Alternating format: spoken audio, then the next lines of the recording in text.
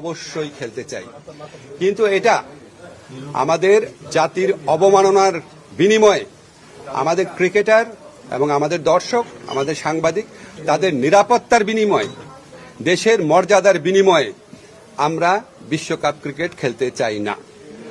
আজকে আমরা আইসিসি থেকে যে চিঠিটা পেয়েছি, সেই চিঠিতে পড়ে আমাদের কাছে মনে হয়েছে ভারতে যে প্রচন্ড একটা নিরাপত্তা ইস্যু তৈরি হয়েছে বাংলাদেশের ক্রিকেটারদের জন্য, সেটা তারা রিয়ালাইজ করতে সক্ষম হয় নাই। আমরা ক্রিকেট খেলতে চাই, আমরা বিশ্বকাপ খেলতে চাই, এবং এটা আমরা আরেকটা যে আয়োজক দেশ আছে শ্রীলঙ্কা, সেখানে খেলতে চাই। এই পজিশনে আমরা অনড় আছি। আমরা কেন এই পজিশনে অনড় আছি, আমরা আশা করি আমরা আইসিসি কে বুঝাতে সক্ষম হব। আমাদের যে কোনো বিদেশ ট্রিপে যাওয়ার সময় আমাদের গভর্নমেন্ট অর্ডার লাগে, তো সেই অর্ডারটার পজিশনটা আমরা জানতে এসেছিলাম।